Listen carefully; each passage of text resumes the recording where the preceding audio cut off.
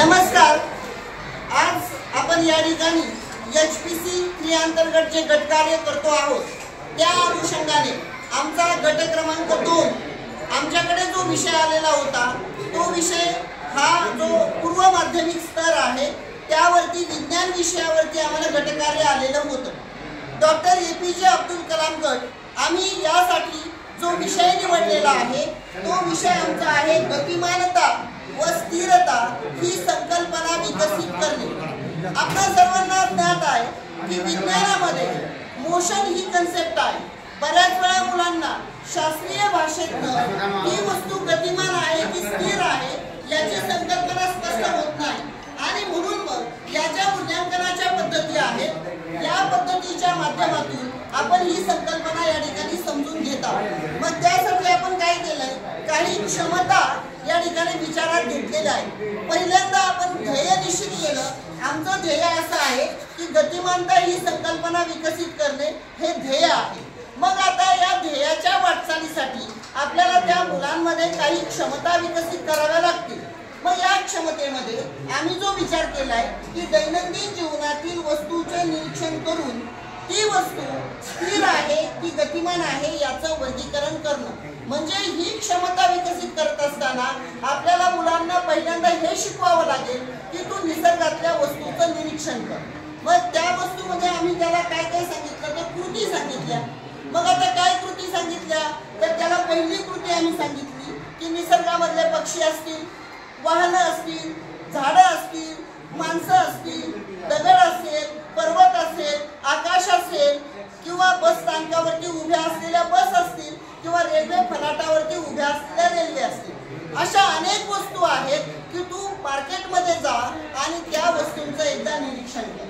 मग आमची पहिली कृती काय असेल की या निरीक्षणाच्या माध्यमातून हा मुलगा बाजारात जाणार आहे आणि त्याला उघड्या डोळ्याने जे जग दिसतंय त्याचं तो निरीक्षण करणार आहे। आता हे निरीक्षण केल्यानंतर मग त्याच्यामध्ये आम्ही दुसरा मुद्दा त्याला असं सांगितलं की त्या निरीक्षणामध्ये बाबा कोणत्या वस्तू हालचाल करत होत्या आणि कोणत्या वस्तू जागेवरती उभ्या होत्या त्याचं तू वर्गीकरण कर। मग त्या ठिकाणी त्याच्याकडे तो कागदावरती काय करेल, हालचाल करणाऱ्या वस्तूंची यादी करेल, नंतर त्याला स्थिर वस्तू ज्या ज्या दिसल्या त्याची तो यादी करणार आहे। आणि मग तिसरा मुद्दा आम्ही सांगितला की यातून आता तुला त्या वस्तूमधली वैज्ञानिक संकल्पना कोणती स्पष्ट झाली। मग आता वैज्ञानिक संकल्पना मग गतिमानता सांगायची असेल तर मग गतिमान वस्तू हालचाल करते, पण विज्ञानामध्ये तसं सांगून नाही चालणार। मग एखादी वस्तू एका जागेवरून दुसऱ्या जागेवरती जात असेल तर ती वस्तू गतिमान आहे असं स्पष्ट होतं, असं तो मुलगा सांगू शकेल। एखादी वस्तू एका जागेवरती स्थिर आहे म्हणजे ती वस्तू स्थिर आहे म्हणजे वैज्ञानिक पद्धतीने गतिमानता व स्थिरता या ज्या संकल्पना आहेत त्या त्याच्या क्लिअर होतील। आता याच्यासाठी आम्ही काय केलं, काही मूल्यांकन रुब्रिक वापरले। मग परत आपला तो मुद्दा आहे प्रवाह, पर्वत आणि आकाश या 3 कॅटेगरीमध्ये तो कुठे त्या ठिकाणी कशा प्रकारे त्याचा समावेश केला जाऊ शकतो याचा आपण विचार केला। मग त्यामध्ये पहिला मुद्दा येतो जाणीव जागृती। आता जाणीव जागृती करायची म्हणजे काय तर त्याला त्याची जाणीव झाली पाहिजे। मग त्यामध्ये पहिलं प्रवाहामध्ये काय होईल, निसर्गातल्या वस्तूंचं निरीक्षण करणे ही झाली जाणीव।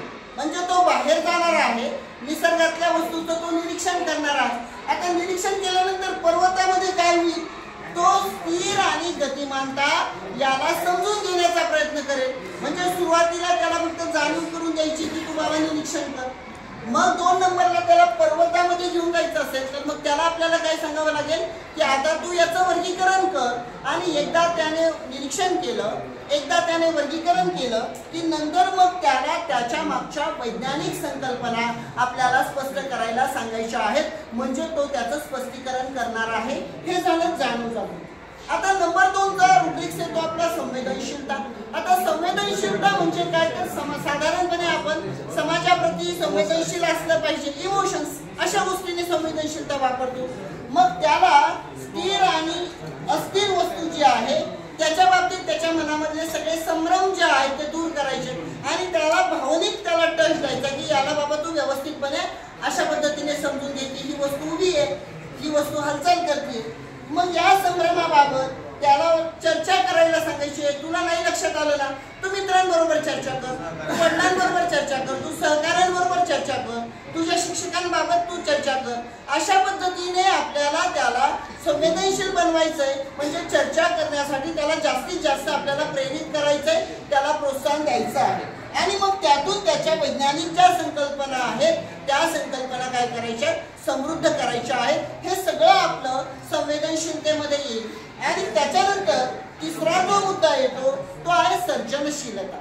आता सर्जनशीलता म्हणजे त्याच्यामध्ये खऱ्या अर्थानं सर्जनशील म्हणजे चिकित्सक वृत्ती, त्याला म्हणजे क्रिएटिव्ह नवनिर्मिती या अर्थाने सर्जनशीलता असेल. मग आता नवनिर्मितीमध्ये काय येईल सर, तर त्याची निरीक्षण क्षमता वाढवण्याचा प्रयत्न होणार आहे.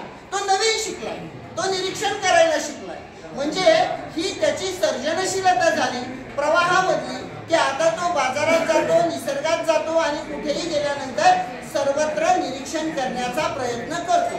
त्याच्यानंतर प्रवाहामध्ये येतं हे.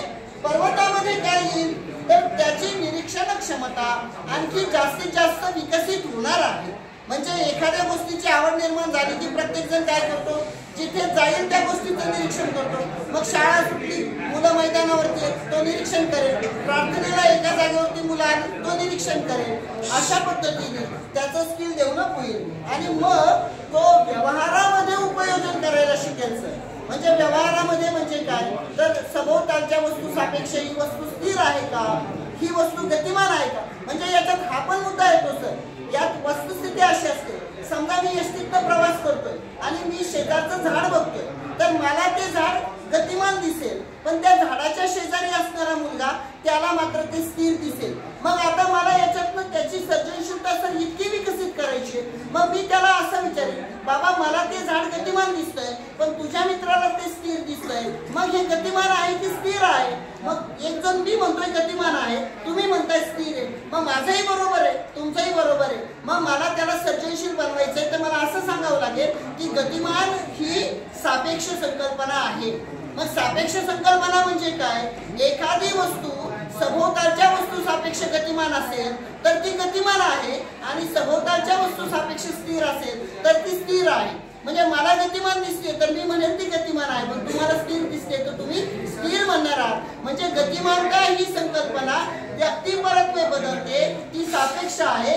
ही सर्जनशीलता आकाश या पातळीवरती मला त्याला नेऊन बसवायचं आहे आणि मला त्याला आकाशात ही संकल्पना स्पष्ट करवायची.